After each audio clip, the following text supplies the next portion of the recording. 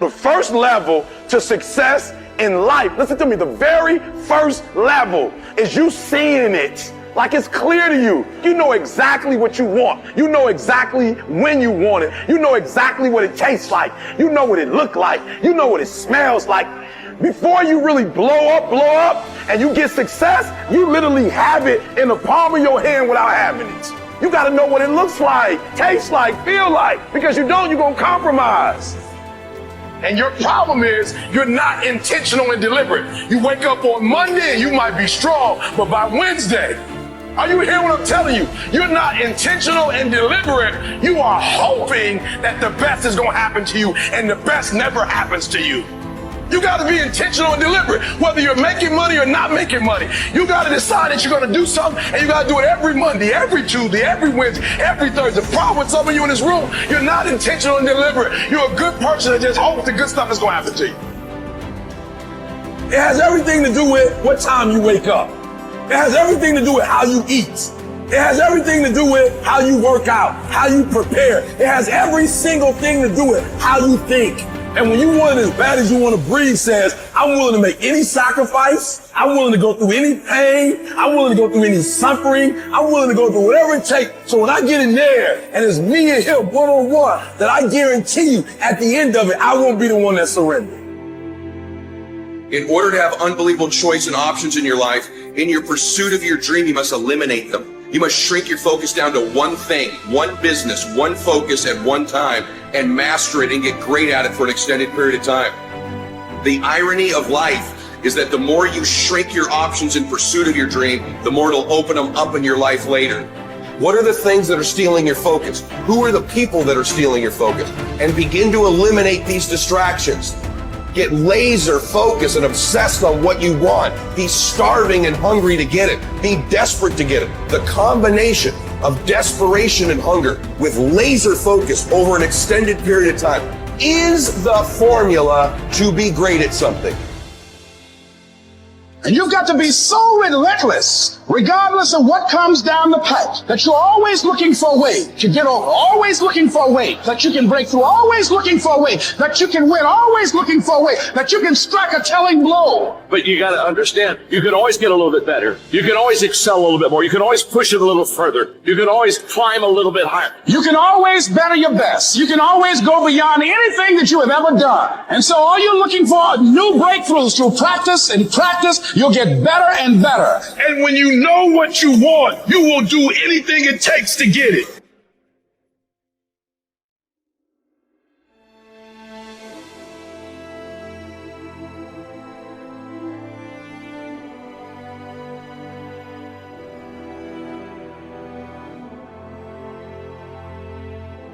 A person who thinks all the time has nothing to think about except thoughts. So, he loses touch with reality and lives in a world of illusions. We are so tied up in our minds that we've lost our senses. Time to wake up. What is reality? It isn't material, that's just an idea. Reality is this. Whoever it is that you want to be, no matter how many times you may have failed at attempting to become that person leading up to this point, you can still become that person. You're going to decide who that is, you're going to hold that ideal in your mind, and you're going to force yourself to act in accordance. You are going to tell people what you're up to. And if you really have some balls, you're going to tell people that want you to fail. Because that, believe it or not, that's who's going to come to your rescue in your darkest hours of wanting to give up.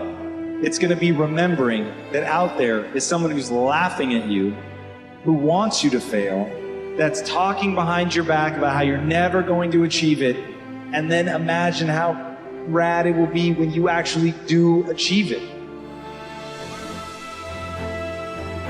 And so I've been intrigued with, can you be committed to the process of what you do without being emotionally attached to the result of what you do? Because a lot of people can be committed to the process of what they do if the results don't change. But the moment the result or the outcome changes of what they're chasing, they shut it down or they quit simply because the result changed. So can we be committed to the process of what we do, but not emotionally to the result of what we do, understanding every day I get up and give everything I got to everything I'm a part of simply because this is who I am. Like the only thing I need every day of my life is 86,400 seconds. That's it. Like I don't need some reward. Like I don't need, the only thing I need is breath in my body, and I'm flat out going to get it. One of the things you have to understand about life is everything changes and everything ends. And that kind of sounds heavy on the front end, but it's a truth. If everything changes and everything ends, number one, it should make you appreciate what you have right now. And then my view is what's next is always better. If I make it so, it's my job to make it so. I think passion is the genesis of genius. If you got enough passion, you're going to find answers nobody else does. But most people run out of fuel, meaning they get tired, they get exhausted, they get burnt out, they get, the law of familiarity. They're around something so much they take it a little bit for granted. What I see as the one common denominator of people that are successful over a lifetime is the sustained hunger. Hunger is the number one factor. That in order to move forward, you move forward by taking the next right step. You don't have to know all the steps to make, just what is the next right move.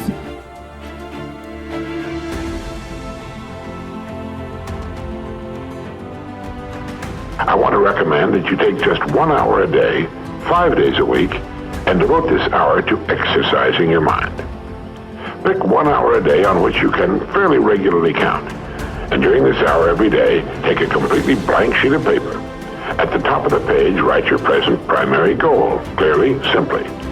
Then, since our future depends upon the way in which we handle our work, write down as many ideas as you can for improving that which you now do. Try to think of 20 possible ways in which the activity that fills your day can be improved. You won't always get 20, but even one idea is good. Now remember 2 important points with regard to this. 1, this is not particularly easy, and 2, most of your ideas won't be any good. Now, when I say it's not easy, I mean it's like starting any new habit. At first, you'll find your mind a little reluctant to be hauled up and out of the old familiar rut. But as you think about your work and ways in which it might be improved, write down every idea that pops into your mind, no matter how absurd it might seem. Let me tell you what will happen. Some of your ideas will be good and worth testing. The most important thing this extra hour accomplishes, however, is that it deeply embeds your goal into your subconscious mind, starts the whole vital machinery working. And 20 ideas a day, if you can come up with that many, total 100 a week, even if you don't think on weekends. An hour a day, 5 days a week, totals 260 hours a year, and still leaves you 3,740 hours of free leisure time. Now, this means you'll be thinking about your goal and ways of improving your performance, increasing your service, 6.5 full extra working weeks a year. 6.5 40-hour weeks devoted to thinking and planning. Can you see how easy it is to rise above the so-called competition? And will still leave you with 15 hours a day to spend as you please. Starting each day thinking, you'll find that your mind will continue to work all day long. You'll find that at odd moments, when you least expect it, really great ideas will begin to pop into your mind. And when they do, write them down as soon as you can. Just one great idea can completely revolutionize your work and, as a result, your life.